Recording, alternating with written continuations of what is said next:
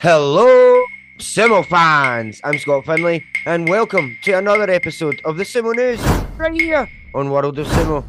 My, it's a sad week in Sumo as we lose a star in one Mongolian mountain, Ichinojo, who has decided to hang up the Mawashi and retire. His injuries, his back in particular, has become too much to manage for him now. He does not plan on staying in the Sumo Association as a coach either. Sad to see him go, but he will no doubt be able to lose some weight and not damage his body any further and recover some. Now, for my long-time subscribers, if you remember, I did bring up this back in Sumo News number 20 at 5 minutes and 26 seconds in.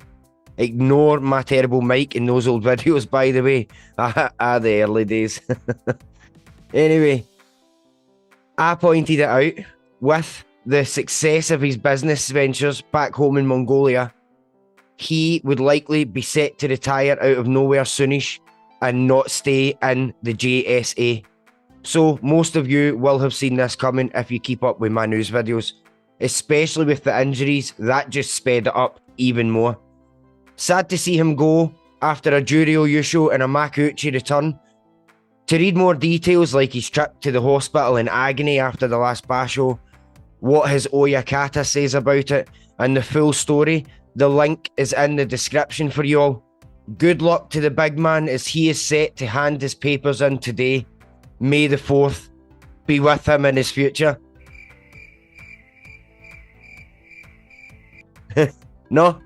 No Star Wars fans watching today, no? Okay then. Anyway, up next, the Yokozuna Deliberation Council Keikosoken took place today, May the 4th. A joint practice session set up for the YDC members and all the biggest movers and shakers of the sumo world. This is the first time it's taken place since COVID kicked us all right in the face. So I've left a link to the video that was posted to YouTube down below for you all, Sumo fans. Go check that out. A wee update on the injured Ozeki. That knee that cost him another crack at Yokozuna.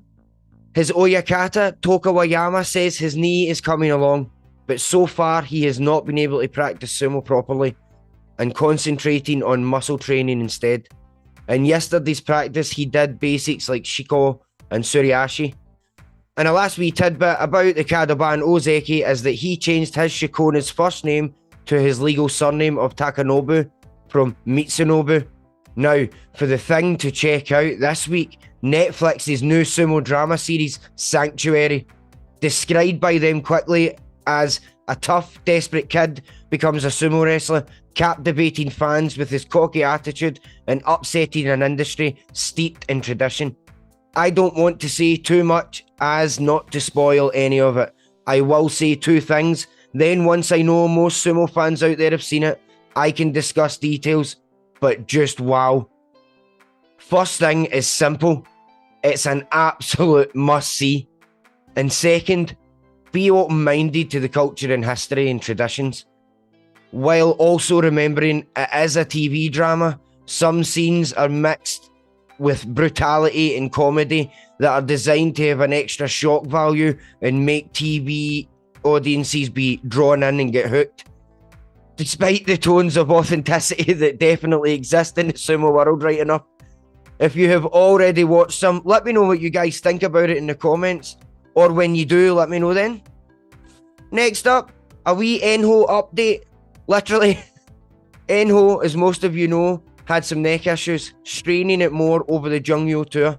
He says his neck is of course under a lot of strain from always battling heavy guys. Despite a diagnosis of cervical disc hernia and spinal stenosis of the neck, he says it's a chronic neck injury that has worsened, and it's not a big deal. He has had cupping treatment and said he is getting better and is not overdoing it until he heals more. Being extra cautious not to hit his head too much for now, as he fears it may cause further injury, but adds how he is eager to get in about Mei's basho. Good luck to him. He certainly keeps the fire to match the name as he sets to rebuild his body. I've left links to articles with all the recent joint practices for you all, and stable visits from other Rikishi, going to get some much needed sparring with the other Heias from this past week or so, along with the newly taken heights and weights of all the top Rikishi in the description box below for you all. And with that, that's it for this episode of the Sumo News. As always, thank you so much for watching, guys. And by now, you know the drill. Like, subscribe, hit that bell. Owatanagi!